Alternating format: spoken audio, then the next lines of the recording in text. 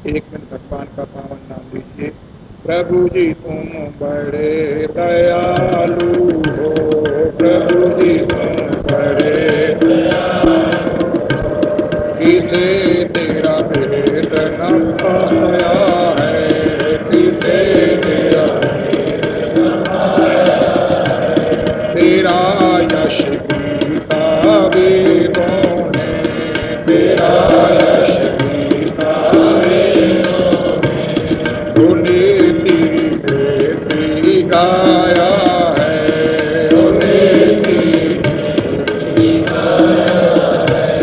कल 3 बातें मैंने आपसे प्रार्थना की थी। खोज करो अपनी, प्रेम दो परमेश्वर को, सेवा दो संसार में। इसी सूत्र को लेकर के आगे बढ़े। और 3 बातें और याद रखिए। हाथों से काम, वाणी से नाम, हृदय में राम। हाथों से काम करते जाओ और वाणी से भगवान का पावन नाम जपते जाएं। आपने हृदय में अपने हृदयेश्वर, प्राणेश्वर, सर्वेश्वर, अपने इष्ट, अपने प्रेमास्पद के चरणों का प्यार अनुराग बसा लें। बस ये सबसे उत्तम साधन।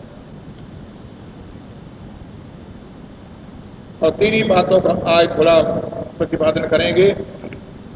शक्ति, भक्ति और मुक्ति। शक्ति भी चाहिए, भक्ति भी चाहिए और मुक्ति भी चाहिए। बार बार जन्म लेना, बार बार मरना, ये अच्छी बात नहीं है। मानव शरीर क्यों मिला है?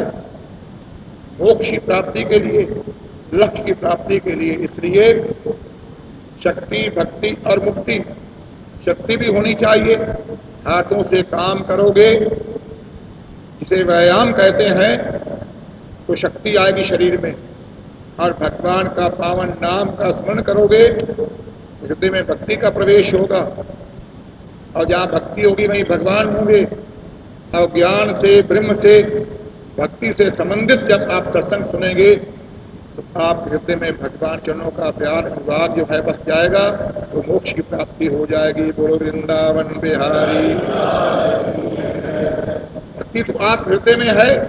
अगर भक्ति ना होती तो घर का परित्याग करके, भौतिक सुखों का परित्याग करके परम शांति की अनुभूति के लिए सत्संग में कैसे आते। परंतु याद रखना, भक्ति का भी मान है। सब देवताओं के अलग अलग मान है। भक्ति का मान क्या है? दीनता। दीनता का भाव ये मत लगाना गरीबी, गरीबी नहीं है। भगवत कृपा से कोठियां भी हों, कारें भी हों, धन संपत्ति भी हो, परिवार भी हो, कुबेर ऐसा खजाना भी हो, परंतु मन में किसी प्रकार का अहंकार न हो, मन में नम्रता हो, ये दीनता कहते हैं। ये भक्ति का वाहन है। और भक्ति की पोशाक है स्मृति, भगवान का पावन नाम सुमरन।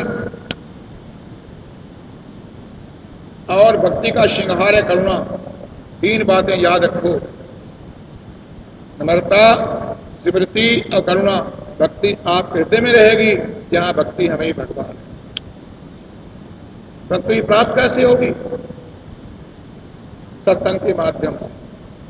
सत्संग जीवन का सार है और भगवान का पावन नाम जीवन का श्रृंगार है। कहीं सत्संग बहुत होते हैं, लेकिन भगवान का पावन नाम संकीर्तन नहीं होता।